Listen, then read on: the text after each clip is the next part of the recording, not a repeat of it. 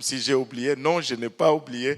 C'est seulement les circonstances. Il y a soit un visiteur, ou soit c'est la fête de mère. Je me disais, Seigneur, il faut que je sois rétabli parce que je ne veux pas avoir 2 séries en déficit. Et si j'ai 2 séries en déficit, ça va mal. Et en plus, là, le dimanche prochain, c'est notre porte ouverte pour finir la série sur les béatitudes.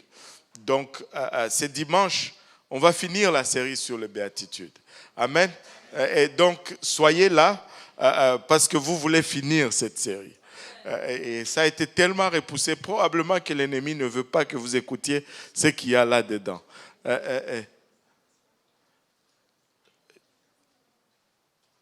J'ai oublié quelque chose? La conférence de Laval. Oh, Maman Nangaï.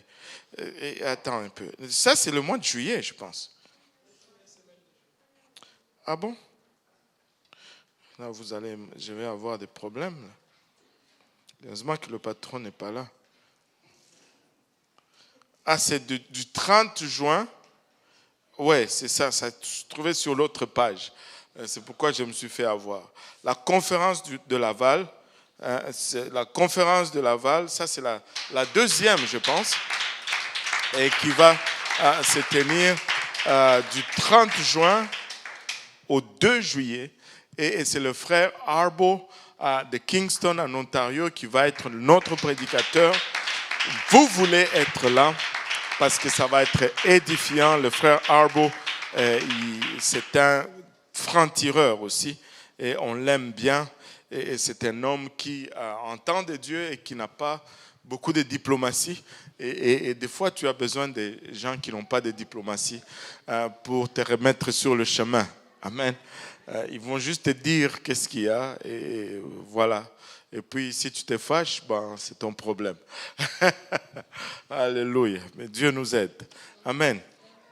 Donc, voilà. Et donc, on ne sera pas en déficit de 2 séries. On l'a échappé belle. On va finir cette série aujourd'hui. Et le dimanche prochain, on va finir l'autre série. Et de nous à prier parce que nous sommes en train de contempler la sanctification pour le mercredi. Il y a plusieurs choses qui flottent. On sent qu'on veut une direction claire de la part du Seigneur. Mais voilà. Mais allons regarder les garde-fous ou les barrières de sécurité. On va voir la 3e partie aujourd'hui. Est-ce que vous avez reçu le slide pour aujourd'hui ou non? On n'a pas réussi? C'est donné. Hein? Ah, voilà. Alléluia. Bon, quelqu'un dormait sur le piton. Alléluia. Donc, on va commencer à parler de garde-fous aujourd'hui. Premièrement, comme nous l'avons dit pour les 3 semaines passées, les garde-fous est un système conçu pour empêcher les véhicules de s'égarer dans des zones dangereuses ou hors des limites préparées pour la circulation. Et vous allez voir ces barrières les longs de chemin et c'est pour, au fait, atténuer l'impact d'un accident. Maintenant, il y a quelques images ici. Nous pouvons défiler un peu. Là, on voit vraiment que la voiture allait probablement un peu trop vite. Mais heureusement que, bien que le garde-fou n'était peut-être pas imposant, mais ça a empêché cette voiture d'aller plus loin dans le ravin. Donc le dommage qui allait être peut-être autant s'est retrouvé à être autant. Alléluia.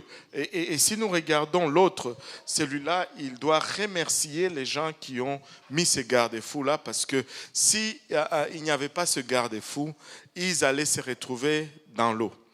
Et je ne sais pas pour vous, mais moi, je prierai 3-4 fois et je remercierai plus parce que je ne sais pas nager. Donc, c'est quelque chose. Et maintenant, celui-ci, en le regardant de ce côté-ci, on peut avoir l'impression que, bon, c'est pas si pire. Mais quand on regarde l'image suivante, on voit que ce garde-fou a été vraiment utile. Ça, je suis sûr que ça a empêché la mort d'hommes, ça a empêché des deuils. Je ne sais pas combien de personnes il y avait dans la voiture. Et on va voir que les garde-fous se retrouvent. S'il n'y a pas de garde-fou, voilà ce que ça va générer. De plus gros dépenses et de plus gros dégâts. Maintenant, et voilà. C'est dans le fin fond, là. Pas de garde-fou, c'est fatal.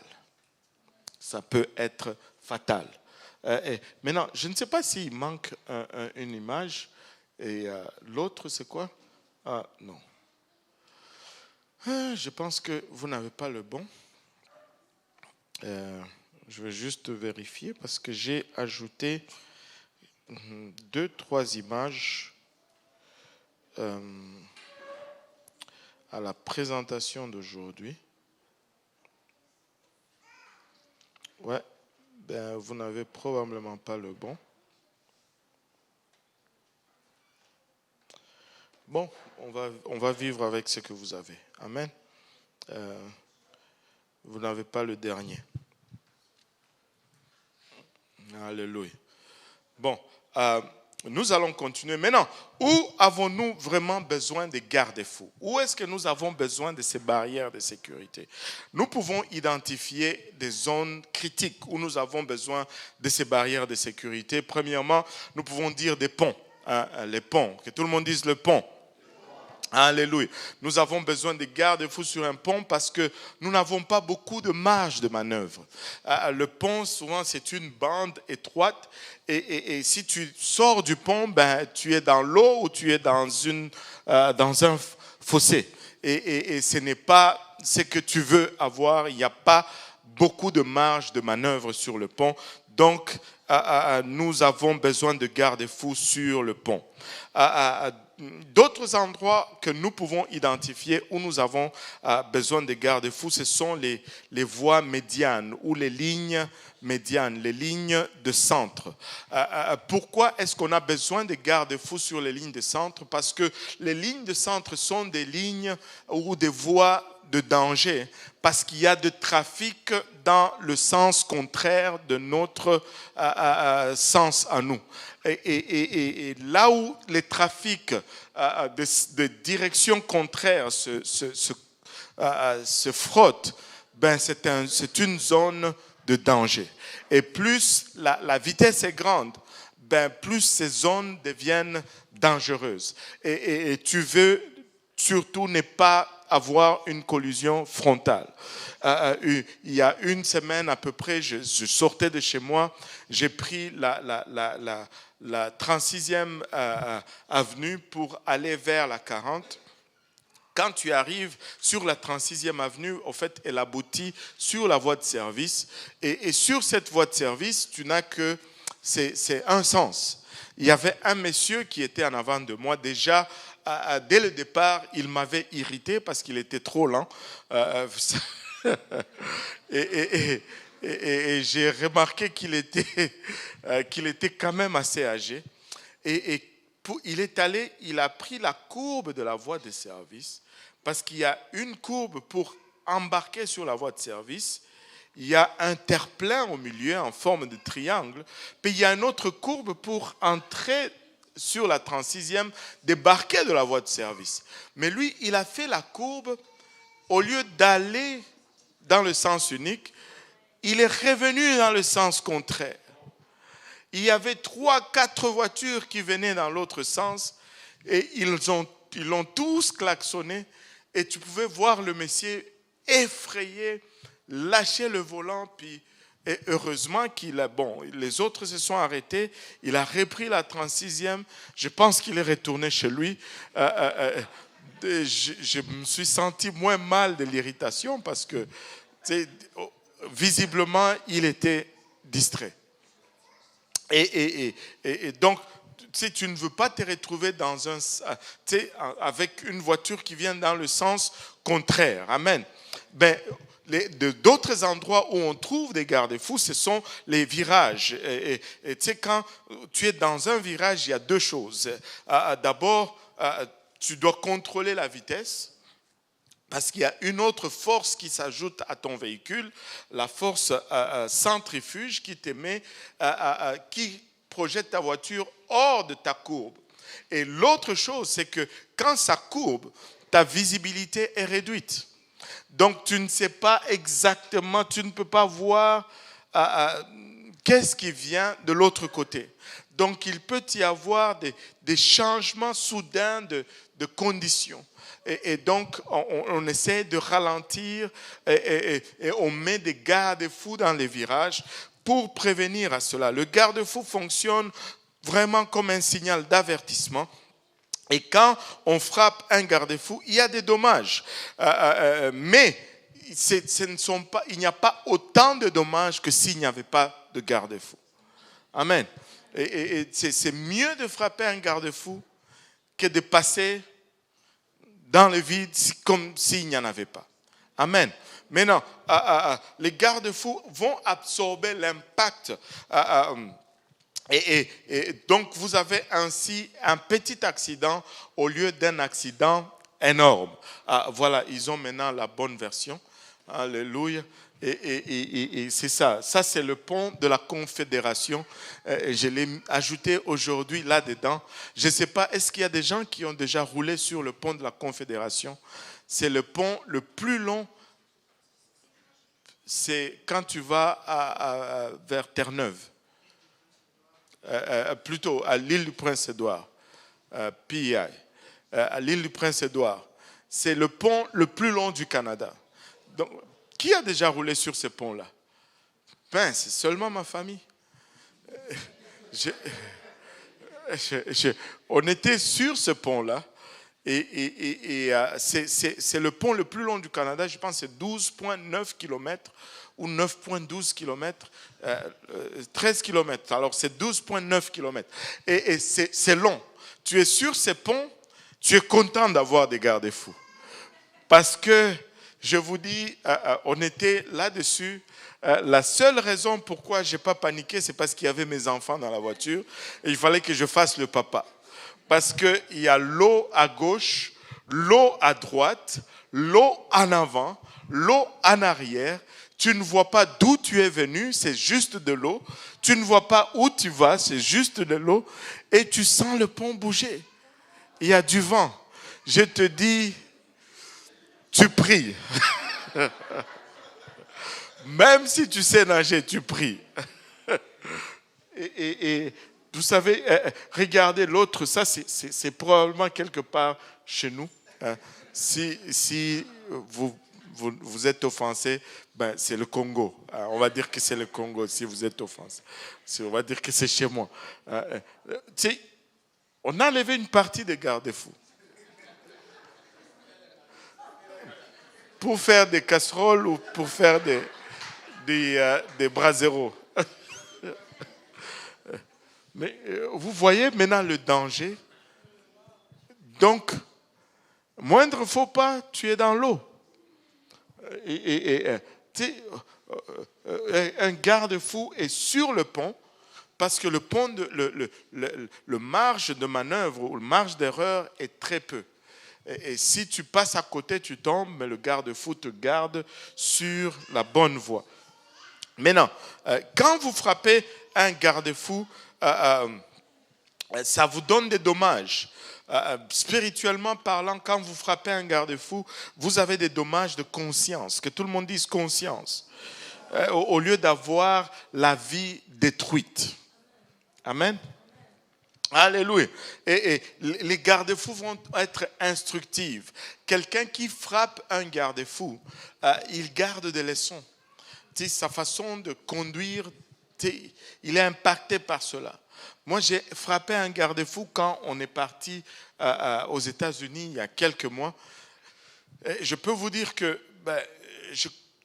quand c'est l'hiver, là c'est l'été, je me sens plus à l'aise, mais quand c'est l'hiver, il y a un réflexe là. C'est comme quelque chose qui te rappelle, attention, Attention, et ça t'instruit. Ça te permet de te contrôler. Mais s'il n'y a pas de garde-fou, c'est une destruction. Maintenant, quand vous frappez un garde-fou physique, vous vous arrêtez avant que vous n'atteigniez le fossé. Mais quand vous frappez un garde-fou moral, vous vous arrêtez avant de commettre le péché. Amen. Le garde-fou ou barrières de sécurité ne sont pas situés dans les lieux de danger.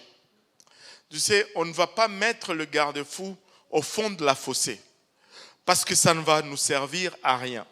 On met les garde-fous dans les zones de sécurité, là où on est encore sécure. Parce que si on le met au-delà de la zone sécure, les garde-fous ne nous servent plus à rien. Les lieux où on place les garde-fous sont les lieux juste au-delà, juste au bord de la zone de sécurité, et les zones dangereuses se trouvent juste de l'autre côté de la barrière de sécurité. Maintenant, le fait que les garde-fous soient situés dans des zones de sécurité rend cela difficile à comprendre spirituellement. Physiquement, on n'a pas de problème à comprendre cela. Même on regarderait quelqu'un qui fait dans le naturel ce que nous faisons dans le spirituel avec le garde-fou, on va dire mais il est fou. Pourquoi il va mettre sa barrière là dans le fond? Ça ne lui sert à rien. Mais dans le naturel, on le comprend plus facilement. Mais dans le spirituel, on va argumenter avec cela. On va avoir de la difficulté à les comprendre. Vous savez, certains de nos plus grands regrets dans la vie auraient pu être évités si nous avions des garde-fous dans ces domaines-là de notre vie. Si vous avez commis des erreurs financières, vous auriez pu les éviter si vous aviez des guides ou des garde-fous dans votre domaine financier et dans vos domaines relationnels et tout cela. Maintenant, les garde-fous c'est quoi des garde-fous spirituels, moraux, ou de quoi est-ce qu'on parle exactement? Les garde-fous, ce sont des standards de comportement personnel. Que tout le monde dise personnel. Qui deviennent une question de conscience. Amen. Qui devient une question de conscience. Qu'est-ce que cela veut dire? Cela veut dire que si les garde-fous, ce sont des directives ou des décisions personnelles, il faut que ça soit quelque chose qui affecte ma conscience pour que ça fonctionne. C'est-à-dire, j'ai placé moi-même cette barrière, si je la viole, je dois me sentir coupable. Parce que si je me dis, c'est pas grave parce que c'est moi-même qui l'a fait, c'est une question personnelle, ça ne servira à rien. Amen. Et il faut que ça soit une question de conscience. Il faut que quand je viole mes propres standards, ça me dérange. Amen. Alléluia. Maintenant, regardez ce verset avec moi, Éphésiens 5, 15 à 17. Nous l'avons regardé tout le long. La Bible nous dit, prenez donc garde de vous conduire avec circonspection, non comme des insensés, mais comme des sages. Rachetez le temps car les jours sont mauvais. C'est pourquoi ne soyez pas inconsidérés, mais comprenez quelle est la volonté du Seigneur. Maintenant, il dit, prenez donc garde de vous conduire avec circonspection. Marcher avec circonspection, c'est conduire avec circonspection, c'est-à-dire regarder où tu mets ton pied. Parce que la route est parsemée de choses dans lesquelles tu ne veux pas que ton pied marche. Amen. Donc, tu regardes où tu mets ton pied et tu évites les pièges qui sont sur ton chemin. Parce que les jours sont mauvais. Maintenant, rachetez le temps car les jours sont mauvais. Et s'il y a des jours où il y a beaucoup de choses à éviter, ce sont nos jours maintenant. Nous ne pouvons pas faire confiance à notre système d'éducation. Nous ne pouvons pas faire confiance à notre gouvernement. Certains ne peuvent même pas faire confiance à leur propre famille. nous devons marcher avec circonspection. Nous devons sonder tout mouvement à la lumière de la parole de Dieu pour voir si nous sommes en train de mettre le pied à la bonne place ou pas. Alléluia. Et donc, il dit racheter le temps. Le temps ici, c'est le mot kairos. Ce n'est pas chronos. Cela ne veut pas dire que nous allons gagner du temps ou à récupérer les jours perdus. Mais non, ça signifie tout simplement être intentionnel sur la façon dont nous vivons, afin que nous capitalisons sur toutes les opportunités que Dieu nous donne. Amen. Alléluia. Et surtout parce que nous vivons dans un temps dangereux. Nous vivons dans des endroits dangereux. Les temps dans lesquels nous vivons sont mauvais aujourd'hui. Je lisais un article aujourd'hui qui, je ne sais pas comment, c'est une fille de 21 ans qui séduit une autre fille en se faisant passer pour un garçon.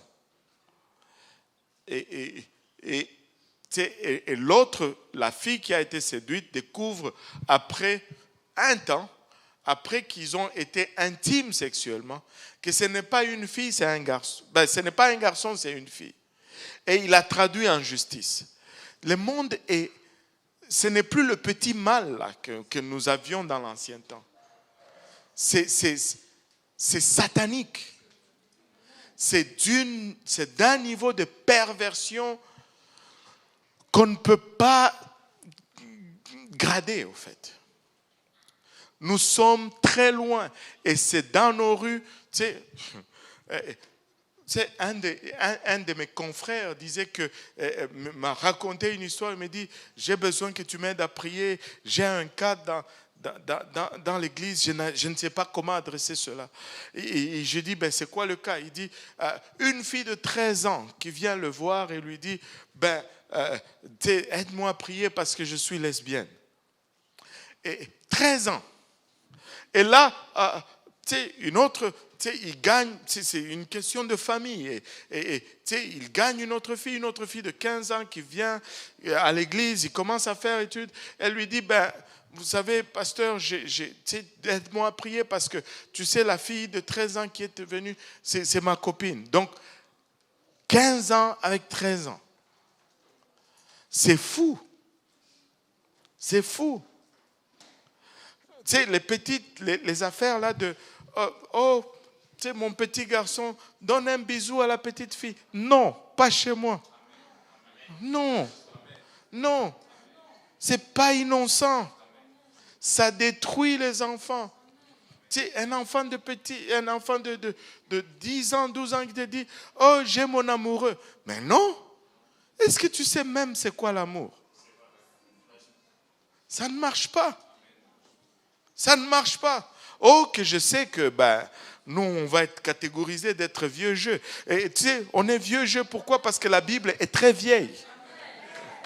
Elle est très vieille, la Bible. Elle est très ancienne. Et nous allons rester avec la Bible. Et nous allons continuer d'être vieux jeu. Parce que notre Bible, elle est vieille. Alléluia. Le monde dans lequel nous sommes en train de vivre est mauvais. Très méchant. Donc, marcher avec circonspection. Vous savez, nous savons ce qu'il y a dans le cœur. Amen. Vous savez ce que Dieu veut que vous fassiez. Nous savons. Tu ne vas pas voler quelque chose et dire je ne savais pas. Ça me rappelle l'histoire que j'ai racontée dernièrement. C'est une vieille histoire. C'est un monsieur, comme il y en a toujours chez nous, qui va voler une chèvre. Là, on l'attrape, on l'amène au tribunal. Et là, sa défense, c'était que il plaide non coupable. Il dit, mais comment ça plaider non coupable? La chèvre, on l'a trouvée chez toi. Il dit, non, je n'ai jamais volé de chèvre. Moi, si vous voulez m'accuser d'avoir volé une corde, je peux accepter. Mais la chèvre, je n'ai jamais volé. Moi, j'ai pris la corde et la chèvre était attachée au bout. Elle a suivi.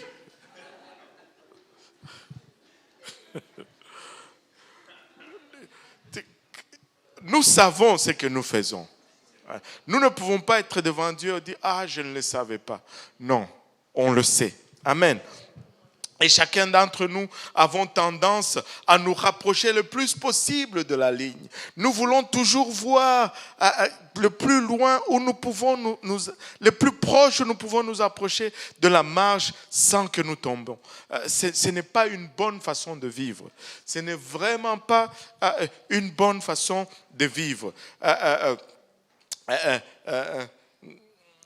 Est-ce que c'est un péché, pasteur? Est-ce que c'est vraiment un péché? En d'autres termes, pourquoi est-ce que je ne peux pas le faire? Ça, ce n'est pas... la vraie question là, que tu es en train de poser, c'est combien est-ce que je peux me rapprocher du péché sans que cela soit considéré comme péché?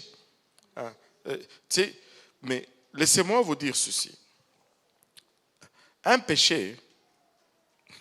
Ce que la Bible décrit comme un péché, c'est péché. Et la seule façon d'être plus safe, c'est d'être plus loin de cela. C'est d'être plus loin de cela. Maintenant, la question qu'on doit se poser, ce n'est pas est-ce que c'est un péché, est-ce que c'est mal de faire cela. Mais la question qu'on doit vraiment se poser, c'est plutôt est-ce que c'est la bonne chose à faire? Est-ce que c'est vraiment la bonne chose que je dois faire? Maintenant, nous avions parlé des types de standards ou de normes. Il y a 3 types de standards. Premièrement, il y a les normes bibliques ou les standards bibliques. Ce sont les commandements directs des Écritures. Et c'est ce que la Bible nous dit de faire ou de ne pas faire. Amen. Et les normes bibliques ne sont pas négociables. Si vous voulez négocier là-dessus, il faut aller voir Dieu.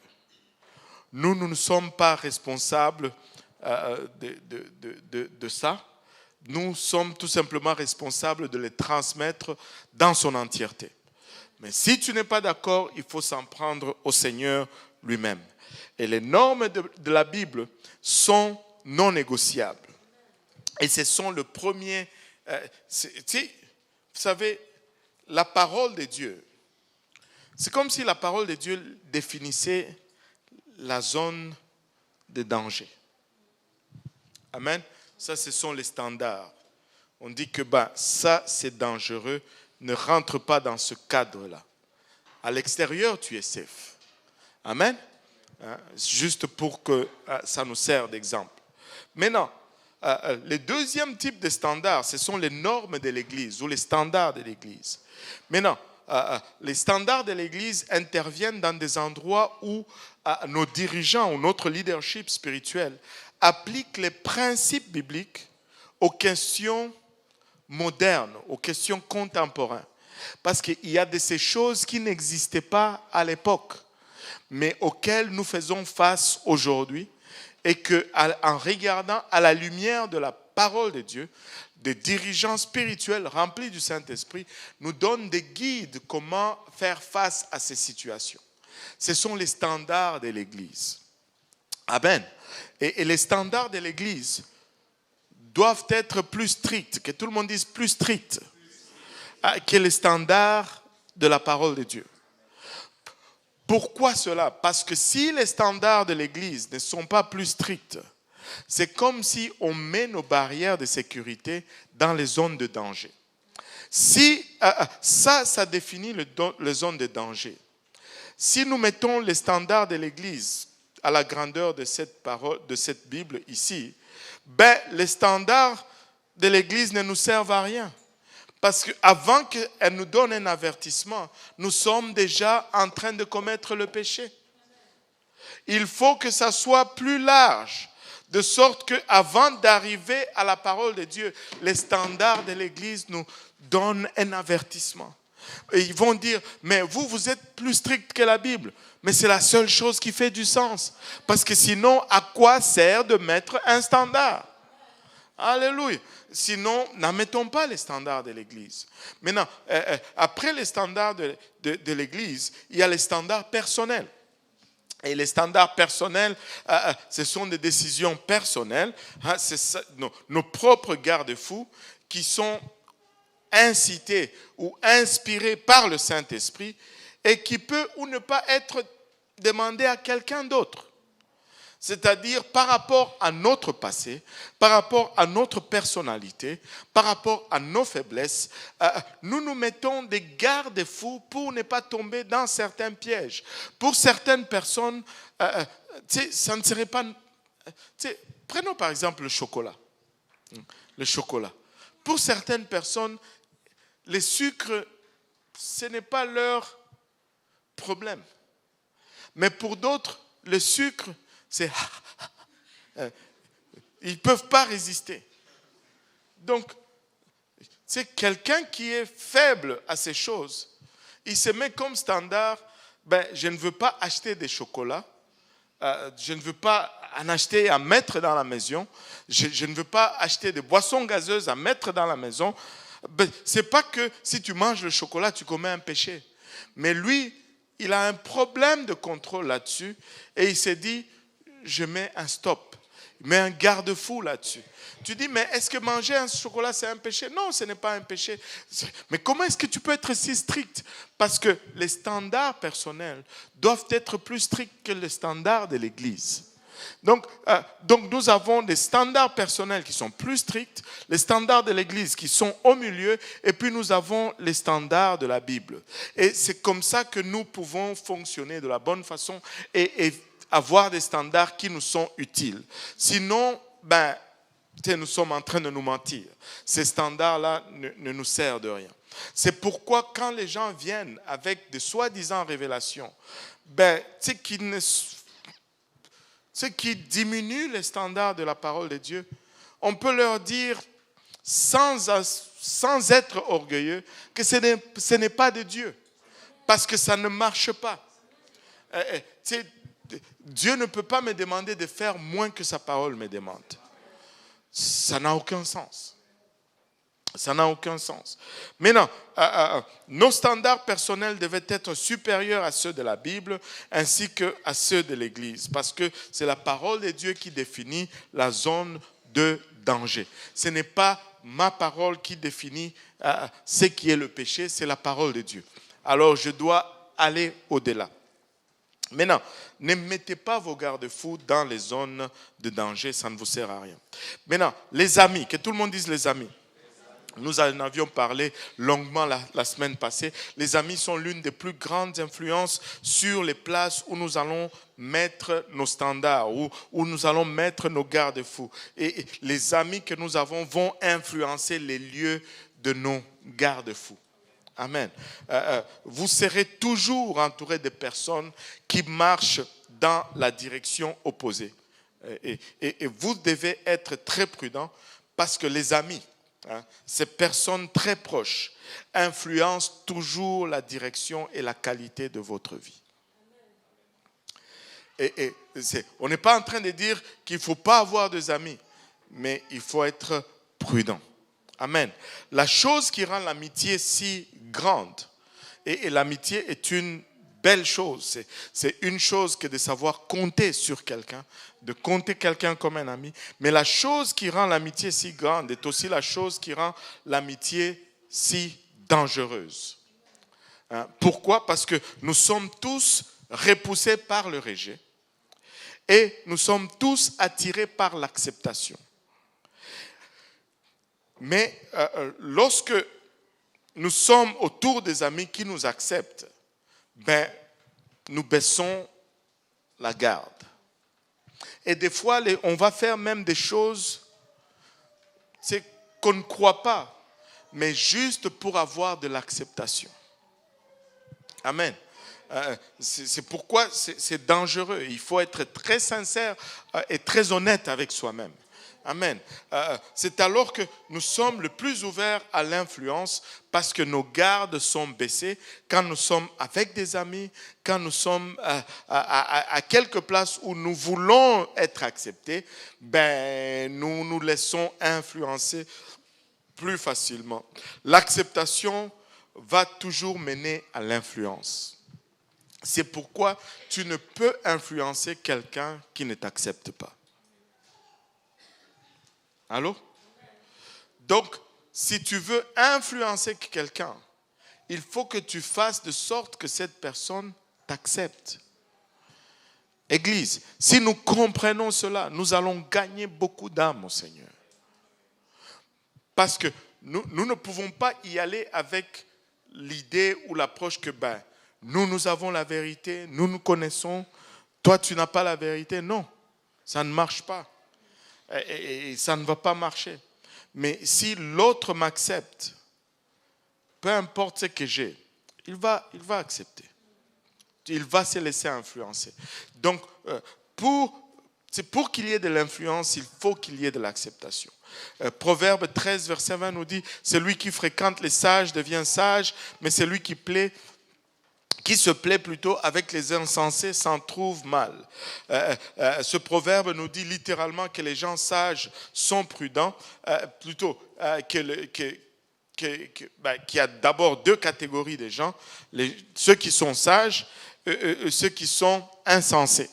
Maintenant, les gens sages sont prudents et ils vont obéir à la parole de Dieu. Allô? Parce que la parole de Dieu nous dit que la crainte de l'Éternel est le commencement de la sagesse. Et si tu crains Dieu, tu vas obéir à Dieu. Et si tu obéis à Dieu, c'est la sagesse.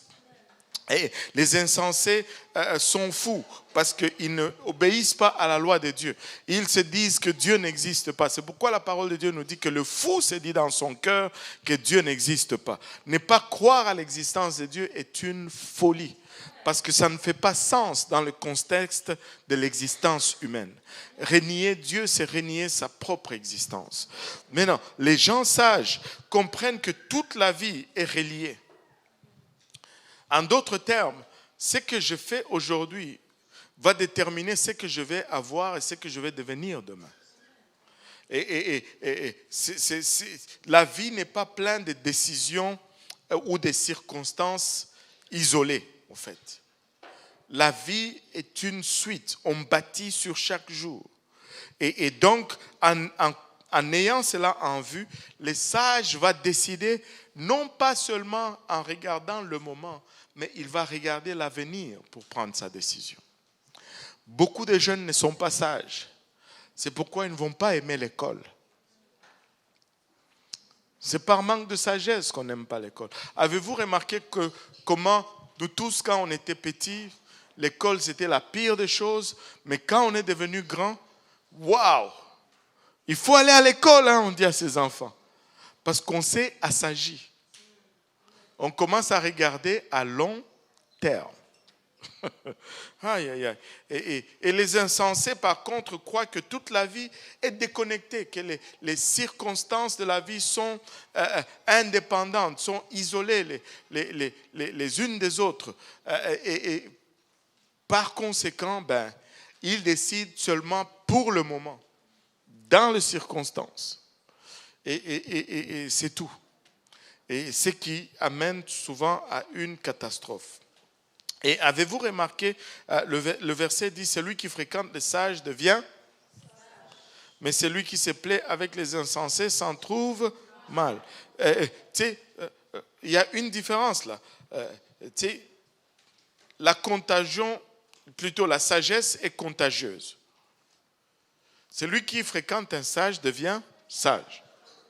Mais la folie n'est peut-être pas contagieuse, mais elle est destructrice. Parce que tu vas t'en trouver mal. Tu dis que je ne veux pas devenir fou, mais tu ne vas peut-être pas devenir fou, mais tu vas payer un prix. Parce que quand la vie du fou va exploser, il y a des débris qui vont affecter ta vie. Amen. Donc tu n'es pas aussi sécure que ça. Maintenant, dans cette dernière partie de notre série, nous allons parler de deux grandes zones de danger dans nos vies personnelles. Et ces deux grandes zones de danger dans nos vies personnelles, premièrement, c'est le sexe. Et deuxièmement, c'est l'argent. On va parler de sexe et de l'argent. Maintenant, c'est sûr que ce ne sont pas des sujets qui vont être confortables à parler, que ce soit ni l'un ni l'autre, parce que ou bien c'est considéré comme un tabou, ou bien ça te fait passer comme un escroc. Mais bon, mais la parole de Dieu en parle et on doit les adresser. Amen. Maintenant, vous devez avoir des garde-fous dans tout domaine de la vie où il y a des désirs. C'est quand il y a des désirs, ça prend des garde-fous. Pourquoi cela? Parce que les désirs légitimes peuvent échapper à notre contrôle. Et quand ça échappe au contrôle, ça devient des convoitises. Le problème, ce n'est pas vraiment les désirs. Parce que depuis que Adam a échoué, toute l'humanité est prise avec ces problèmes de désir que nous n'arrivons pas à contrôler et que nous appelons des convoitises dans le corps ou dans notre mental. Et ces désirs ou ces convoitises vont toujours lutter contre la sanctification. Maintenant, le désir de Dieu, c'est que nous devenons saints comme lui, il est saint. Mais nos désirs non contrôlés luttent contre la sanctification. C'est pourquoi l'un des sujets dans lesquels on va plus se cogner la tête, c'est le sujet de la sanctification qu'on abordera plus tard. Maintenant, ces désirs ne sont pas mauvais en eux-mêmes. Parce que ces désirs ont été donnés par Dieu lui-même. C'est Dieu qui a mis ces désirs dans nos cœurs et dans nos corps, en fait. Il a mis beaucoup de désirs, le désir de manger, le désir de réussir, le désir sexuel, le désir de vaincre. Il y a plusieurs désirs que Dieu a mis en nous. Mais les désirs en eux-mêmes ne sont pas méchants. Mais à cause de notre nature déchue, qui fait que nous n'arrivons pas à contrôler ces désirs comme on le devait, mais ces désirs deviennent problématiques. Regardez par exemple l'appétit de la nourriture, le désir de manger. C'est un désir à la fois naturel et nécessaire. C'est quand un enfant naît, il sait déjà manger, il sait téter. On ne prend pas le temps de lui apprendre à téter. Il est né, pape, il sait téter tout de suite. Et parce que c'est nécessaire pour sa survie, c'est nécessaire pour sa croissance. Mais un appétit non contrôlé va conduire à l'obésité et à de nombreux problèmes de santé. On ne peut pas dire que, parce que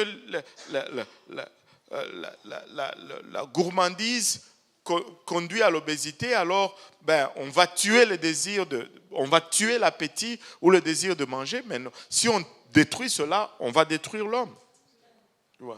Et moi, je me rappelle d'un frère qui venait ici, mais qui est en Ontario maintenant. Il était mince comme un clou, comme ça. Le frère Paul, il dirigeait le chant à un moment donné. Et un jour, en parlant avec lui, j'ai découvert pourquoi il était mince. Pour une raison quelconque dans sa vie, il a perdu le goût, le sens du goût. Il a perdu cela. Donc lui, il peut manger un steak comme il peut manger du brocoli, c'est pareil.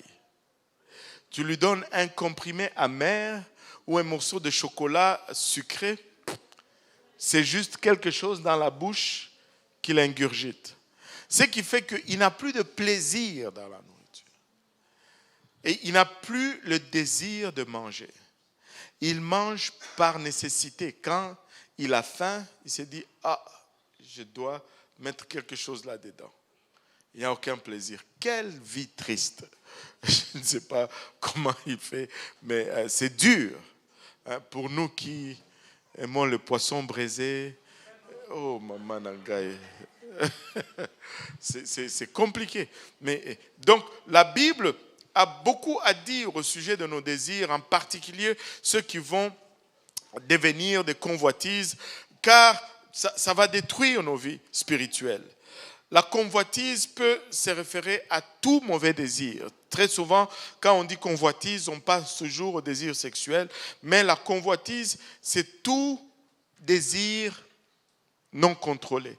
Il y en a qui convoitent les vêtements des autres. Allô? Il y en a qui convoitent les maisons des autres. Il y en a qui convoitent même les visages de certaines personnes. Vous ne me croyez pas, mais c'est vrai. Il y en a qui vont faire des chirurgies pour ressembler à des personnes. C'est à ce point-là. Maintenant, mais remarquez que la Bible a plus à dire sur les convoitises de l'argent et du sexe.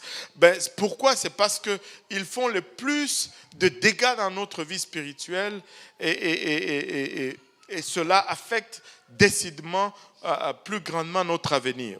Regardons 1 Pierre 2, 11 nous dit ceci. 1 Pierre 2, 11 nous dit « Bien-aimés, je vous exhorte comme étrangers et voyageurs sur la terre à vous abstenir des convoitises charnelles qui font la guerre à l'âme. » Les convoitises charnelles qui font la guerre à l'âme. Les convoitises ne vont jamais te rendre plus spirituel.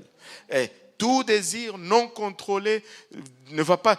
Je pense que ce n'est pas une coïncidence qu'on appelle ceux qui suivent Jésus les disciples. Parce qu'il y a le mot discipline là-dedans. Amen. Romains 13, verset 14. Romains 13, verset 14 nous dit « Mais revêtez-vous du Seigneur Jésus-Christ et n'ayez pas soin de la chair pour en satisfaire les convoitises. » Mais nous faisons souvent le contraire. Nous prenons trop soin de notre chair. Je ne suis pas en train de dire que tu dois te laver moins. Je suis juste en train de dire que tu dois prier plus. Amen. Nous allons prendre trop. Combien d'argent on va investir pour la chair et combien d'argent on va investir pour l'esprit? Oh Seigneur Jésus, je ne veux même pas aller là-bas. Abstiens-toi des convoitises charnelles. Ne fais pas de provisions pour la chair. Paul nous dit construis un garde-fou. C'est ce que Paul est en train de nous dire. Mets un garde-fou dans ta vie pour contrôler ta chair. Regardez ce qu'il dit à Timothée. 1 Timothée 6, 6 à 10 nous dit « C'est en effet une grande source de gain que la piété avec le contentement. » Oh, ça c'est un des versets le plus puissant. La piété avec le contentement est une grande source de gain. Nous voulons tous gagner, nous voulons tous avoir. Mais laissez-moi vous dire, si tu veux vraiment gagner, avoir, marche avec sainteté et marche avec contentement, tu vas avoir la meilleure vie que tu ne puisses t'imaginer. Alléluia. Car nous n'avons rien apporté dans le monde et il est évident que nous n'en pouvons rien emporter. Si donc nous avons la nourriture et les vêtements, cela nous suffira. Mais ceux qui veulent s'enrichir tombent dans la tentation, dans les pièges et dans beaucoup de désirs insensés. Que tout le monde dise insensé. Ça ne fait aucun sens. Et pernicieux qui plonge les hommes dans la ruine et la perdition. Car l'amour de l'argent est une racine de tous les maux et quelques-uns en étant possédés se sont égarés loin de la foi et se sont jetés eux-mêmes dans bien des tourments. Et là, parlons un peu de l'argent. Que tout le monde dise l'argent. Alléluia. Maintenant, regardez, quand on parle de l'argent, il y a deux fossés dangereux de chaque côté de la route où l'argent est en question. Quand on parle de l'argent, il y a toujours deux fossés. D'un côté, nous avons le fossé de la consommation. Et cette fossé de la consommation, il n'est que question de maintenant.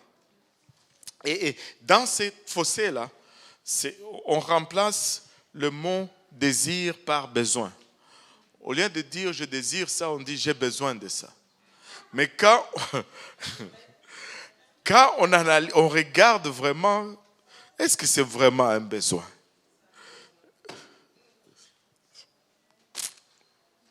J'ai besoin. Ah! En tout cas. Il n'est que question de maintenant. Et de l'autre côté de cette fossée, nous avons la main dure ou la main fermée. Hein, comme on dit chez nous au Congo, liboko makaku, la main de singe. Avez-vous remarqué que c'est souvent fermé? C'est la main dure. Et dans cette deuxième fossée, on va même mourir aujourd'hui, mais on veut économiser pour plus tard.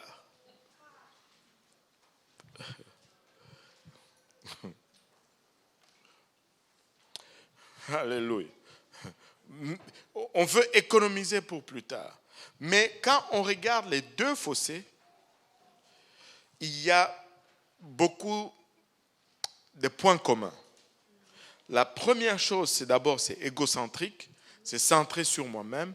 La première des choses, la deuxième chose, c'est que c'est rempli d'avidité. On veut toujours plus, plus, plus. On n'arrive jamais à être satisfait. Et la troisième, c'est que ça nous amène à vivre comme s'il n'y avait pas de Dieu. Nous sommes les dieux de notre propre vie. Nous déterminons ce qui est bon pour nous. Et je me rappelle, il y a une personne dans une de nos églises, entre le pôle Nord et le pôle Sud, un jour est venu me voir parce que cette personne avait peur. Tu sais, elle a commencé à faire une espèce de business et l'argent rentrait. Et ce n'est pas que cette personne est venue se vanter de cela, mais c'est qu'elle était troublée par la quantité d'argent qui rentrait.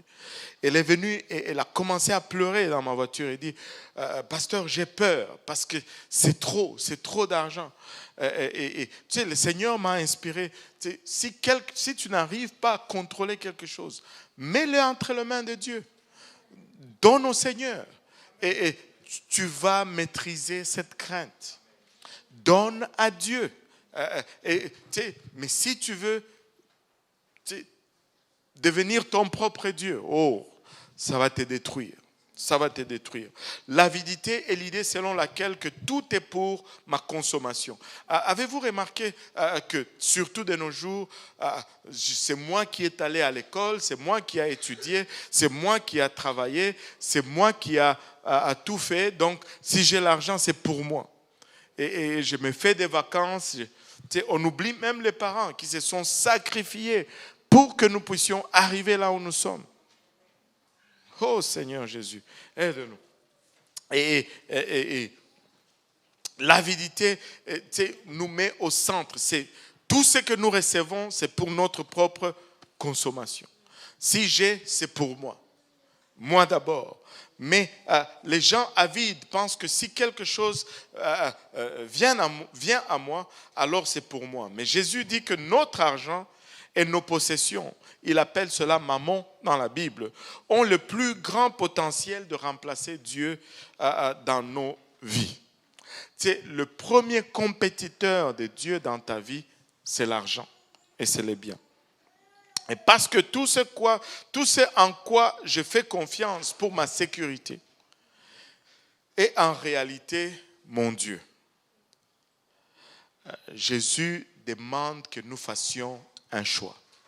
Jésus demande littéralement que nous puissions faire un choix. Regardez Matthieu 6, 24. Matthieu 6, 24 nous dit « Nul ne peut servir deux maîtres, car ou il haïra l'un et aimera l'autre, ou il s'attachera à l'un et méprisera l'autre. Vous ne pouvez servir Dieu et mammon. » Waouh! Ou je sers Dieu, ou je sers l'argent. Mais je ne peux pas servir les deux en même temps. Et voici la façon dont la plupart des gens gèrent leur argent. Je veux en profiter, le présent. Je veux rembourser mes dettes, le passé. Je vais épargner le futur. Et puis après, je vais donner à Dieu. Ça, c'est l'éternité. Et j'ai reçu une petite image qui m'a beaucoup fait rire, que j'ai partagée avec quelques personnes. Ça disait ceci, c'est deux femmes qui marchent sur la route. Une dit à l'autre, il y a quelqu'un qui, ma sœur, il dit, ma sœur, on m'a dit, la vie est courte, profites-en. Et puis l'autre lui répond, ma sœur, va dire à cette personne que l'enfer est éternel. Il faut que tu l'évites. Ça, c'est sage. Les gens disent, oh, la vie est courte, profites-en. Mais l'enfer est éternel, il faut que je l'évite. Moi, je vais éviter l'enfer d'abord. Alléluia, parce que c'est éternel. Et tu sais, profiter, présent, rembourser, passé, épargner, futur, donner à Dieu éternité. Et ça, c'est l'ordre dans lequel nous allons très souvent utiliser notre argent. Mais voici le seul ordre que Dieu va bénir. Et tu sais, Dieu bénit certaines choses que nous faisons, mais voici l'ordre que Dieu va bénir. Donner à Dieu, premièrement, l'éternité, épargner pour le futur, rembourser pour le passé, en profiter pour le présent. Maintenant, si vous avez des difficultés financières, on va refaire le cours qu'on a, les leçons qu'on a fait sur les finances, éventuellement. C'est intitulé 10-10-80. Et quelqu'un qui applique cela, il s'en sort financièrement. Bref, ce plan, c'est 10% je donne à Dieu, 10% j'épargne, et des 80% qui me restent, je vis en commençant par rembourser mes dettes. Allô? Et si tu appliques ce plan, tu vas prospérer financièrement. Alléluia. Maintenant, Matthieu 6, 23, plutôt Matthieu 6, 32 à 33 nous dit, car toutes ces choses, ce sont les païens qui les recherchent. Votre Père Céleste sait que vous en avez besoin. Cherchez premièrement, que tout le monde dise premièrement. Cherchez premièrement le royaume et la justice de Dieu, et toutes ces choses vous seront données par-dessus. Les païens vivent contrairement à ces principes, mais vous construisez un garde-fou qui met Dieu premier. Construisez un garde-fou qui met Dieu en premier.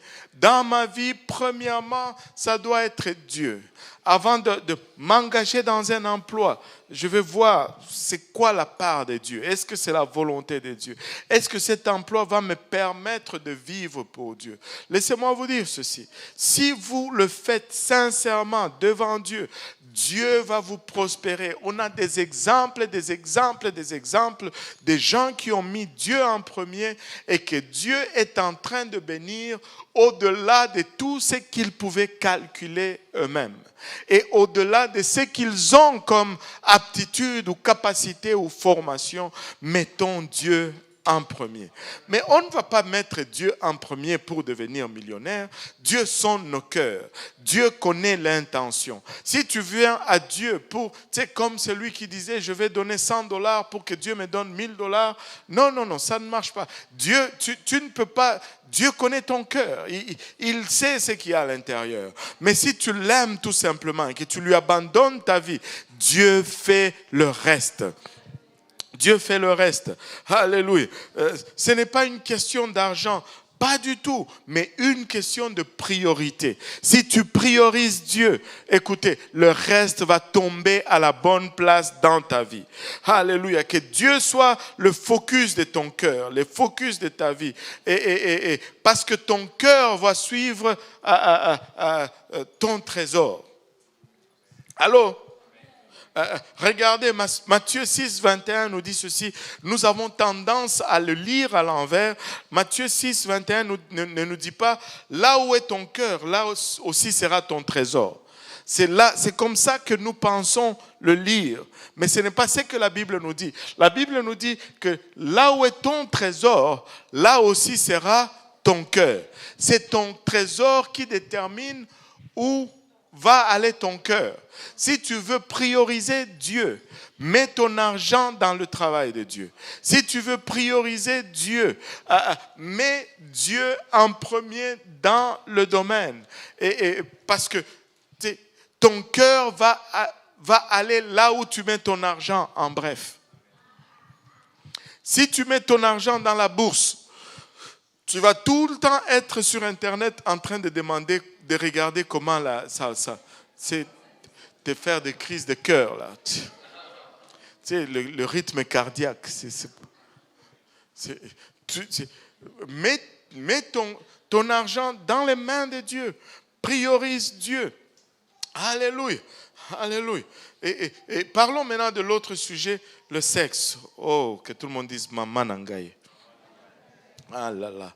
Maintenant, il est possible de se rétablir pleinement de nombreuses catastrophes dans nos vies. Même les désastres financiers. Mais c'est très difficile de se remettre complètement de la catastrophe sexuelle. Allô? Vous allez regarder certaines erreurs dans votre vie et en rire. Mais pas au sujet de vos erreurs sexuelles. Tu sais, j'ai souvent donné cet exemple. J'avais acheté une voiture intrépide. Ah là là, c'était la voiture de ma vie, mais c'était la voiture de ma vie. Parce que ça m'a coûté plus que... jusqu'à ce qu'au final, même après l'avoir vendue, elle m'a poursuivi. Je devais redonner de l'argent. Anyway. Et on en rit aujourd'hui. Mais nos erreurs sexuelles, on ne peut pas en rire. Maintenant, Romains 6, 12 et 13 nous dit que le péché ne règne donc point dans votre corps mortel et n'obéissez pas à ses convoitises.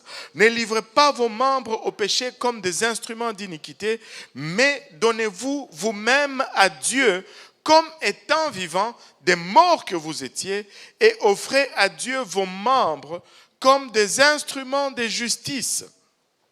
Alléluia. Regardons maintenant ceci. L'un des plus grands mensonges de notre culture aujourd'hui, c'est que le sexe est tout simplement un acte physique. C'est juste physique et ça s'arrête là. C'est faux. Ce n'est pas vrai. Rien ne pourrait être loin de la vérité. Notre culture et nos médias nous appâtent pour nous amener à vivre aussi près que possible du bord dans ce domaine.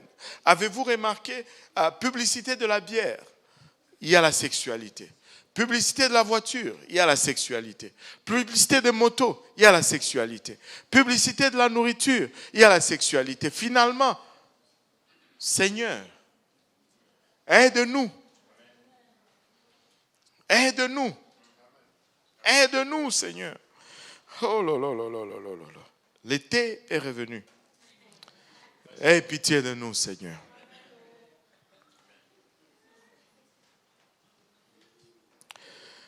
Tu sais, le monde va nous amener, va nous bombarder avec ces images et nous amener le plus proche. Mais lorsque nous essayons de mettre notre doigt là-dedans, schlank, il nous frappe fort. Il nous frappe fort. Et les gens se divertissent littéralement tout le temps avec ces appâts, sexuels. Mais c'est stupide et très dangereux. Tu sais, un enfant de Dieu ne doit pas s'exposer à ces choses. Un enfant de Dieu doit suivre ces choses, doit fuir plutôt ces choses. Nous voulons que tout ce dont nous nous soucions vraiment, que ce soit nos époux, nos enfants, nos amis, nous voulons que tous soient sécures et construisent des garde-fous dans ce domaine. Alléluia. Mais nous ne sommes pas totalement engagés à les faire nous-mêmes.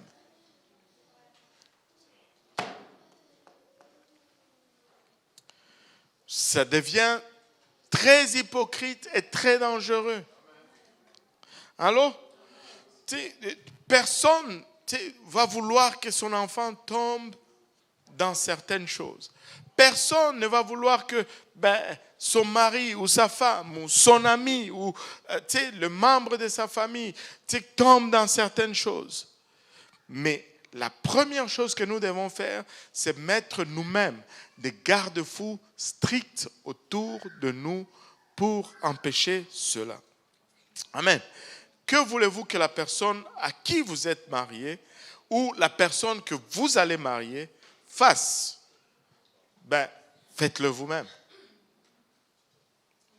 C'est comme ceux qui disent, moi, je vais épouser une vierge, mais eux-mêmes, ils sont en train de sortir avec des filles maintenant. Eux, ils veulent épouser une vierge, mais ils ne veulent pas que cette vierge-là épouse un vierge. Ça ne marche pas. Allô? Ah, vous êtes tous gênés, mais moi je dois enseigner là. Déjeunez-moi un peu là. C'est déjà assez difficile comme ça. Aïe, aïe, aïe, aïe, aïe, aïe. Hein? Que voulez-vous pour vos enfants ou pour vos petits-enfants? Y a-t-il des duplicités dans votre réponse? Est-ce que vous voulez une chose pour vos enfants, mais vous-même, vous êtes en train de faire autre chose? Si oui, c'est vraiment hypocrite et c'est dangereux. Il faut prier et se repentir et s'aligner. Regardez, Proverbe 11, verset 3 nous dit: l'intégrité des hommes droits les dirige, mais les détours ou la duplicité des perfides causent leur ruine. Le mot perfide ici, un perfide, c'est quelqu'un qui frôle les dangers. Et il n'a pas peur du danger. Il faut avoir peur du danger. Si tu n'as pas peur du danger, tu ne dois pas mettre des garde-fous. Mets des garde-fous dans ta vie. Il y a des incitatifs incroyables pour quiconque de mettre en place des garde-fous de sécurité dans ce domaine, mais surtout pour les chrétiens qui comprennent que nous sommes appelés à honorer Dieu avec notre corps. Et si c'est déshonorant pour Dieu, alors ne le fais pas avec ton corps. Amen. Et regardons 1 Corinthiens 6, et laissez-moi vous dire, 1 Corinthiens 6, 18 à 20, il est question de la sexualité, ce n'est rien d'autre. Regardez ceci, il dit fouillez l'impudicité. Il ne dit pas résiste à l'impudicité. Le sexe est plus puissant que le diable. Nous sommes plus vulnérables au sexe qu'au diable. La Bible nous dit fouiller l'impudicité. Mais la Bible nous dit résister au diable. Ça devrait nous donner une instruction. Fouiller l'impudicité, quelque autre péché qu'un homme commette, ce péché est hors du corps. Mais celui qui se livre à l'impudicité pêche contre son propre corps. Ne savez-vous pas que votre corps est le temple du Saint-Esprit qui est en vous, que vous avez reçu de Dieu et que vous ne vous appartenez point à vous-même, car vous avez été rachetés à un grand prix. Glorifiez donc Dieu dans votre corps et dans votre esprit qui appartiennent. Regardez, le mot appartiennent ici est au pluriel. Votre corps et votre esprit appartiennent à Dieu. Et écoutez, tu ne vas pas traiter ton corps comme tu veux parce que ce n'est pas à toi. Tu ne vas pas l'exposer ou le couvrir comme tu veux parce que ce n'est pas à toi, ça appartient à Dieu. Donc, c'est lui qui détermine comment on va traiter, comment on va abrier ce corps. Amen. Alléluia.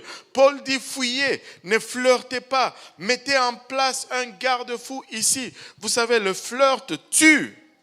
Le flirt est destructif. Ne flirtez pas. Les désirs ne sont jamais totalement satisfaits. Jamais tu ne vas satisfaire un désir. Tu as un désir sexuel. Ne pense pas que quand tu vas consommer cela, que le désir va finir. Demain, ça devient plus fort. Demain, ça devient plus fort. Si vous ne le croyez pas, je vais vous amener encore une fois. Des fois, on le voit ailleurs, on ne le voit pas à certaines places critiques. Avez-vous déjà découvert ces repas que vous avez mangés et puis qui met fin à votre besoin de manger une fois pour toutes? Le repas pour mettre fin à tous les repas n'arrivera jamais. Parce qu'une fois satisfait, le désir va revenir. Tu manges demain, tu as encore envie de manger. C'est la même chose. Alléluia. Cela signifie plutôt que lorsque nous compromettons nos convictions, nous ne supprimons pas la tension. Lorsque tu te compromets, tu ne soulages rien. Tu ne soulages rien. Au fait, nous rendons tout simplement plus facile le prochain compromis. Tu sais, quand tu te compromets une fois, tu es appelé à élever les standards encore plus haut pour retourner à là où tu étais avant. Tu sais, tu dois faire 2 fois plus d'efforts pour revenir à là où tu sais, votre tentation commence où vous construisez votre garde-fou. Tu sais, oh, je suis tenté. C'est parce que c'est là où tu as mis ton garde-fou. Si tu les déplaces, tu verras que la tentation va se déplacer aussi. La tentation commence là où tu as placé ton garde-fou. Donc, construisez-les assez loin du péché, de sorte que vos désirs sont encore gérables à ce point-là. Parce qu'il y a une place où les désirs ne sont plus gérables. Et tu sais, il y a un dicton qui dit ceci, que lorsque c'est dans la tête, c'est gérable. Mais quand tu les gardes trop dans la tête, ça va tomber dans le cœur. Et quand ça tombe dans le cœur, ce n'est plus gérable. Alléluia. Donc construisez vos garde-fous le plus loin possible du péché, de sorte que vos désirs sont encore gérables à ce point-là. Dieu vous appelle à mettre en place des garde-fous de sécurité dans ce domaine parce qu'il veut vous bénir. Non pas parce qu'il veut vous punir, mais parce qu'il veut vous bénir. Amen. Pensez où vous allez vous retrouver à l'avenir. Si vous persistez dans la direction dans laquelle vous allez maintenant. C'est examinez vos habitudes. Est-ce que demain vous allez être plus spirituel ou bien vous allez être plus vulnérable? Si, dépendamment de la réponse, vous devez soit vous mettre de nouveaux garde-fous ou bien renforcer ce que vous avez déjà placé à la bonne place. Regardez Proverbe 22, verset 12 nous dit « L'homme prudent voit le mal et se cache. » Allô? Il ne voit pas le mal et le contemple. Non, il voit le mal et se cache. Le simple avance et sont punis. Le simple voit le mal et il y va. Et il se brûle. Et c'est ça, il est simple. Maintenant, regardons quelques garde-fous pour personnes mariées. Est-ce qu'il y a des gens mariés ici? Alléluia. Ça, ce n'est pas seulement pour des gens mariés. Je devais dire pour tout le monde. Est-ce qu'il y a tout le monde ici? Bon, je me suis compromis, je devais me rattraper quelque part. Alléluia. Donc, évitez. Que tout le monde dise éviter. Évitez de voyager seul avec le membre du sexe opposé. Vous savez, nous les hommes et les femmes sommes faits différemment. Et ce que nous voyons, ce que les hommes ne voient pas comme signal, pour les femmes, ce sont des signaux.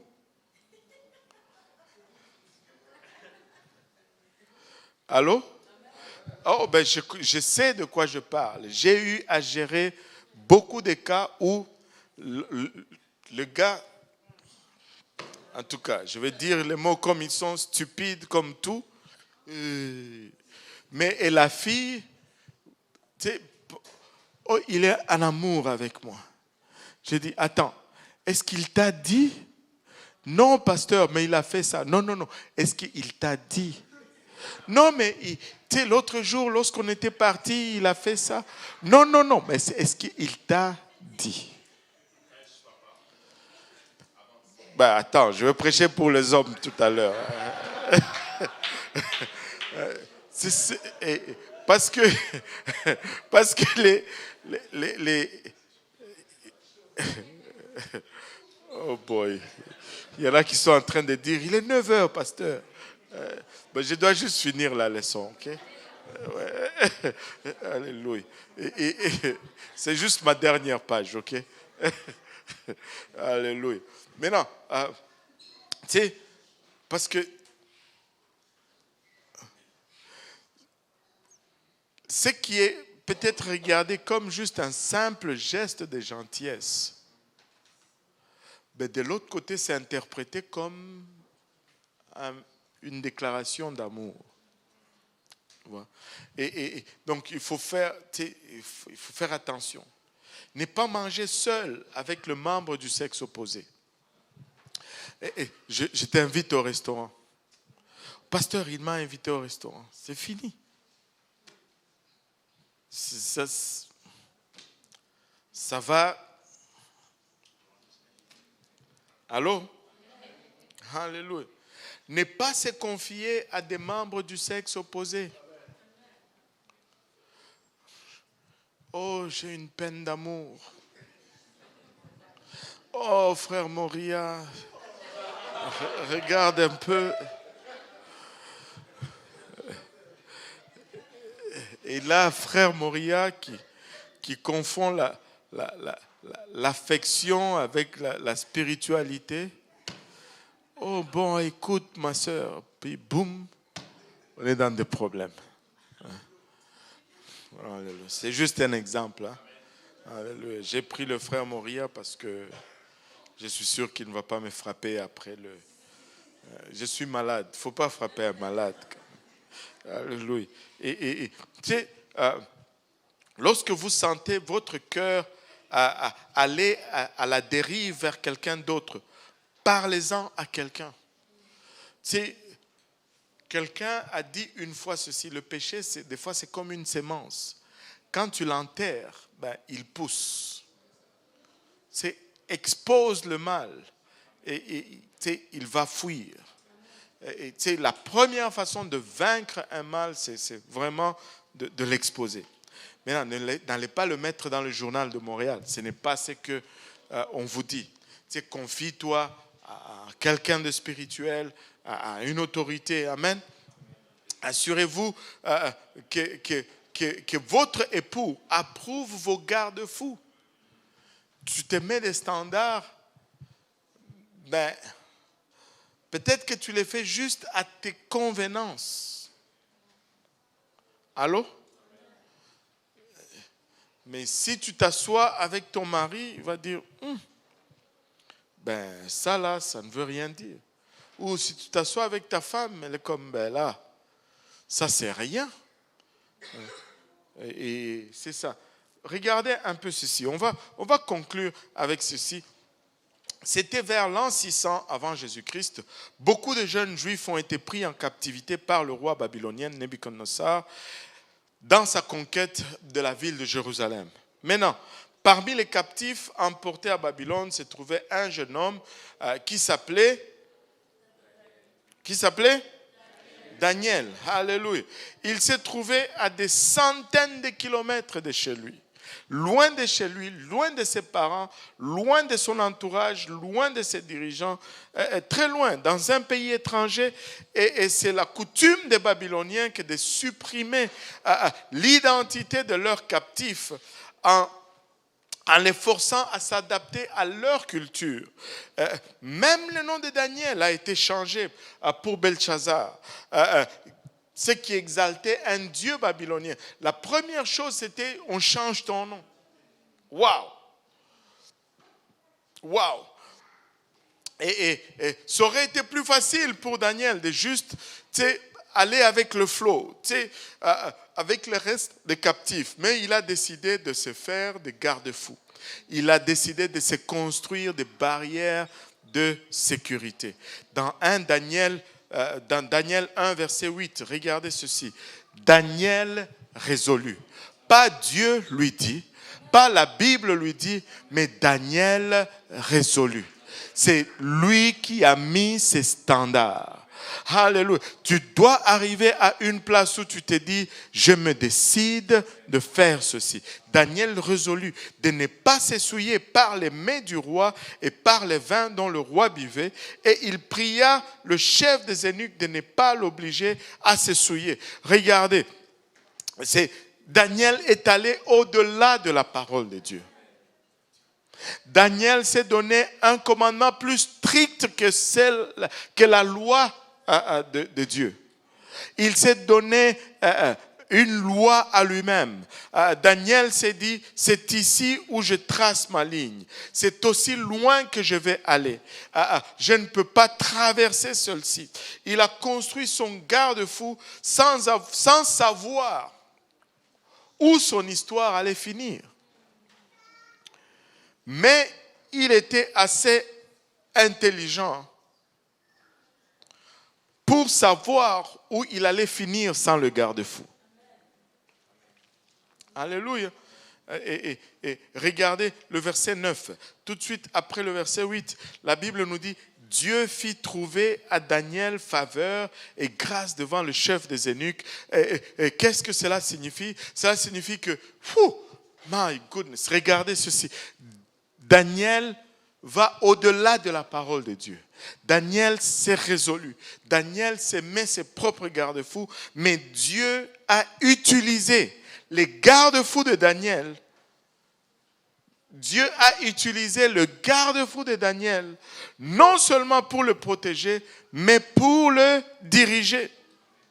Et c'est à partir de cela que Daniel a su avoir sa direction. Vous n'avez aucune idée de ce qui est dans la balance lorsque vous décidez vous-même à dresser ou à établir votre garde-fou. Si vous établissez un garde-fou, Dieu va utiliser cela pour vous guider. Dieu va utiliser cela pour vous protéger.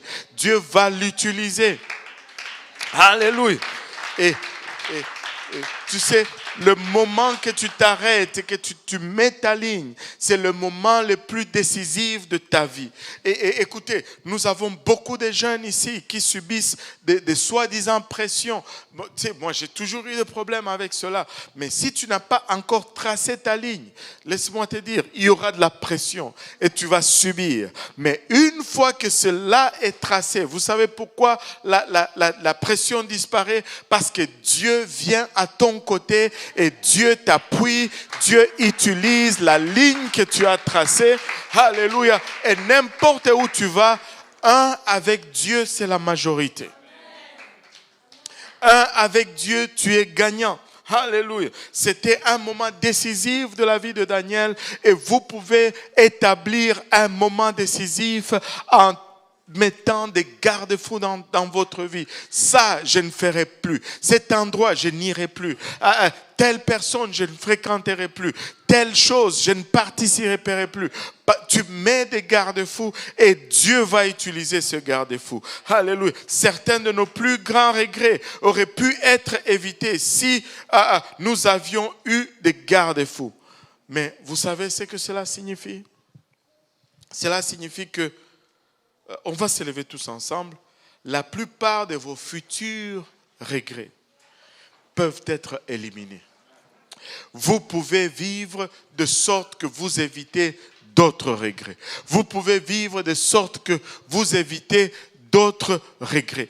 Dressons de garde-fous. Ne jouons pas avec cela. Tes garde-fous doivent être plus stricts que ceux de l'Église, plus stricts que ceux de la parole de Dieu. Sinon, tu es en train de te mentir. Amen. Alléluia. Je sais que on aurait peut-être voulu prendre des questions, mais il est déjà 21h13. Si vous avez des questions, écrivez-les. Le mercredi prochain, on va prendre ces questions avant d'entrer dans la session, mais écrivez-le. Alors, ça va démontrer que ce sont des questions vraiment sérieuses. Amen. écrivez-le et revenez avec le mercredi prochain. On va prendre le temps de le lire. Mais si nous pouvons élever nos voix pour un moment, si nous pouvons juste élever nos voix et nous abandonner entre les mains du Seigneur, nous luttons tous avec cette chair déchue. Nous luttons tous avec, alléluia, cette nature corrompue. Nous avons des désirs, alléluia, qui échappent à notre contrôle à cause de la nature, alléluia, que nous avons. Seigneur, Papa, Haramayakita. Nous voici devant toi, Seigneur. Nous voici humblement, Papa, nous approchant de toi. Réalisant, Papa, nos faiblesses. Réalisant, Papa, nos manquements. Réalisant, Papa, alléluia, nos lieux de chute. Alléluia, nous venons, Père, avec nos regrets, Papa.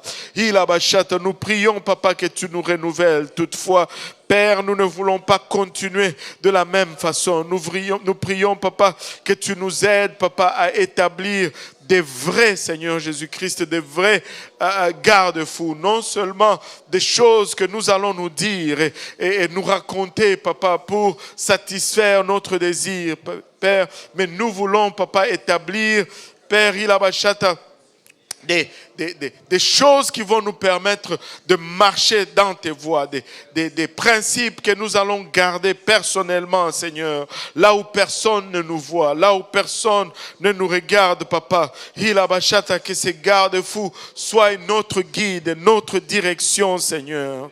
Imanaya hitara koloya hitara baolo boyosanda. Keremaya hitara baolo boyosanda. Papa, Ilabashata, étends ta main, sonde-nous. Papa, pardonne-nous pour nos manquements passés. Pardonne-nous, Seigneur Jésus-Christ, pour nos défaillances passées, Papa. Et donne-nous, Seigneur, Ilabashata, Alléluia, Haramaya Kitarayaeta, de nous remettre sur nos pieds et donne-nous, Papa, Ilabashata, de nous regarder sincèrement, honnêtement, Papa. Donne-nous, Seigneur Jésus-Christ, de mettre ces garde-fous dans nos vies, afin que tu puisses, Papa, Ilabashata, guider nos pas, Seigneur, à chaque instant, Seigneur Jésus. Nous avons besoin de toi, Papa. Nous dépendons de toi, Seigneur Jésus-Christ. Aide-nous, nous te prions, Papa, toi qui sonnes les cœurs et les reins. Rien n'est caché devant toi, Éternel, Ilabashata. Tu connais nos faiblesses, Seigneur. Tu connais nos manquements, Papa, Ilabashata. Mais viens à notre secours, ô Éternel, Ilabashata. Que ton amour, Papa, soit plus grand que nos faiblesses, Papa. Que ton amour, Papa, soit plus grand que notre honte, Père. Que nous puissions nous relever, Seigneur, et que nous puissions, Papa, Ilabashata, ne plus désirer tomber, Seigneur. Alléluia, en mettant de standards dans nos vies, Seigneur. Aide-nous, Papa, Ilabashata, à devenir ce que tu as prévu que nous puissions devenir, Seigneur. De nous-mêmes, Papa, nous réalisons que nous ne pouvons y arriver. Mais avec toi, Papa, tout devient possible, Seigneur. Avec toi, tout devient possible, Seigneur. Avec toi, tout devient possible, Papa, Ilabashata. Avec toi, tout devient possible, ô Éternel, Ilabashata. Que ton sang, Papa, lave, Papa, nos pensées. Que ton sang, Papa, purifie nos pensées, Seigneur. Nous avons été souillés par ce monde, Papa. Nous avons été souillés volontairement, involontairement, Père. Alléluia, Papa. Garde, Papa, nos pensées. Purifie-nous encore une fois, Seigneur. Et donne-nous, Papa, Ilabashata, d'aspirer, Papa, à cette pureté, d'aspirer, Papa, à cette sainteté, Seigneur. Père, Ilabashata, que nous puissions le désirer plus que toute autre chose, Père. Alléluia. Imanaya etara koloya eta. Imanaya etara koloya eta. Imanaya etara koloya itara koloya maya eta. Okoromaya itara baoloboyo sandaraya eta. Alléluia. Nous en appelons à ton sang, Papa. Nous en appelons à ton sang, Seigneur Jésus-Christ. Papa, nous sollicitons ta grâce, nous sollicitons ta miséricorde, Papa, Ilabashata. Et nous nous tenons sur ta parole, Papa, Ilabashata. Nous pouvons marcher avec assurance. Nous pouvons marcher, Papa, tête haute. Nous pouvons avancer, Seigneur Jésus. Nous pouvons vaincre, nous pouvons allons triompher, Seigneur. Arikatamanaya eta. Arikatamanaya eta. Purifie-nous encore une fois, Seigneur. Koromaya itara koloya itara baoloboyo sanda. Orokatamanaya itara baoloboyo sanda. Gloire au nom de Jésus. Gloire au nom de Jésus. Alléluia. Gloire au nom de Jésus. Il mérite la révérence, il mérite l'honneur, il mérite les louanges, il abachata. Élevons donc nos voix pour un moment. Alléluia. Oro kataraya etarabaya itara koloya eta. Kitamanaya otaraba oloboyo sanda. Koromaya etaraba oloboyo sanda. Alléluia. Tu peux arrêter de vivre sous la condamnation. Tu peux te relever du lieu où tu es tombé et tu peux marcher avec assurance. Alléluia. En mettant de garde-fous dans ta vie. Alléluia. Haramaya kitaraya etaraba oloboyo sanda. Hikatamanaya eta. Relève-toi du lieu de ta chute. Alléluia, car la parole de Dieu déclare, alléluia, ne te réjouis pas, oh mon ennemi, il abachata. Parce que lorsque je tombe, je me relèverai, il abachata. Oro katamanaya itaraba oloboyo sanda. Oro katamanaya itaraba oloboyo sitaraya eta. Alléluia, alléluia, alléluia, alléluia Jésus, alléluia. Papa, renouvelle les pensées, papa.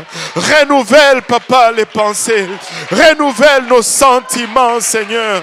Que ton sang nous purifie, Père, alléluia. Renouvelle-nous, papa, il abachata. Orekatamana etara koloya eta. Okotomana itara oloya itara koloya eta. Imonoyo itaraba oloboyo sataraya ota. Koromaya etaraba oloya ita. Iramaya otara keleya eta. Oh Jésus, oh Jésus, il abachata. Arakatamana etaraba oloya ita. Oromaya kitaraya otaraba oloboyo sanda. Imanaya etara keleya etaraba oloya eta. Okotoromaya itaraba oloboyo sandaraya eta. Ikataraya etaraba otoroko tomanaya ita. Dans le nom de Jésus. Dans le nom de Jésus, par la vertu du sang de Jésus. Papa, restaure, Seigneur Jésus-Christ. Papa, il abachata, que ce soit une perversion charnelle, que ce soit une perversion spirituelle, papa, que ce soit une perversion matérielle, Père.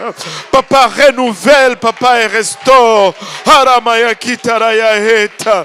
Il y a des choses, Père, que nous héritons de génération en génération, Père.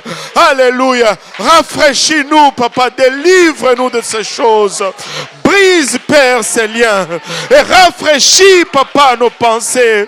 Détruis, papa, les forteresses, Seigneur Jésus-Christ. Papa, il a bachata, détruit ces imaginations qui prennent naissance, papa. Alléluia. Dans tes enfants, Seigneur Jésus. Oh, keremaya etaraba oloboyo sanda. Alléluia, Seigneur. Alléluia, Jésus. Haramaya kitaraya eta. Ikatamanaya otaraba oloboyo sanda. Kiramaya etaraba oloboyo sanda. Nous venons plaider le sang. Nous venons plaider le sang. Nous venons plaider le sang. Nous venons plaider le sang de Jésus. Imanaya eta. Karamaya itara koloya eta. Nous venons amener toute pensée captive à l'obéissance de Christ. Papa, nous nous approchons par le moyen de ton sang, papa. Oui, nos actes nous condamnent, papa. Mais ton sang, papa, il abachata, nous permet de nous approcher, papa, avec assurance, ô Éternel.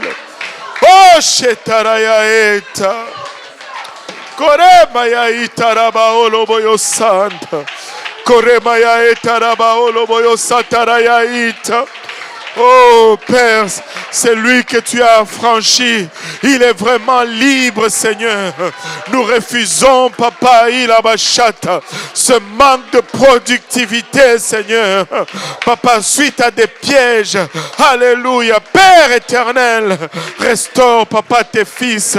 Restaure tes filles, Seigneur. Et que nous puissions marcher avec assurance. Que nous puissions marcher dans la victoire, Seigneur. Oh Papa, nous avons l'assurance de ton pardon. Nous avons l'assurance de ta grâce, Père. Nous avons l'assurance de ta miséricorde, Papa. Papa, nous n'allons pas nous asseoir sur cela, Papa. Nous voulons marcher également avec la crainte de ta sainteté, Père. Nous voulons, Papa, marcher avec la crainte de ta sainteté, Seigneur. Élève-toi au milieu de nous, Papa. Oh Shandaraya Eta. Oh Shandaraya Etara Kolomayai.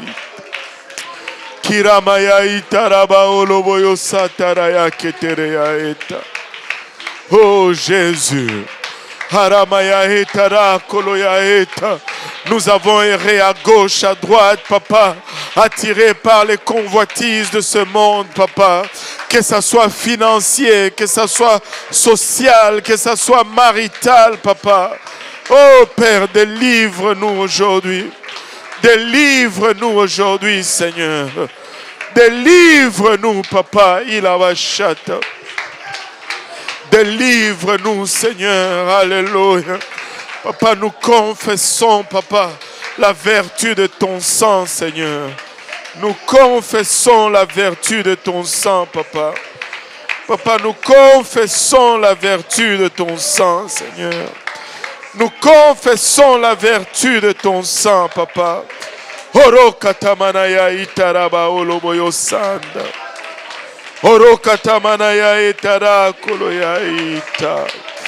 Oromaya ketereya itaraba oloboyo sanda. Kitamanaya utaraba oloboyo sandara ketereya ita. Koromaya itaraba oloboyo sanda. Oh Jésus. Oh Jésus, irabashata. Maekataraya eta. Maekataraya eta. Dans le nom de Jésus, alléluia.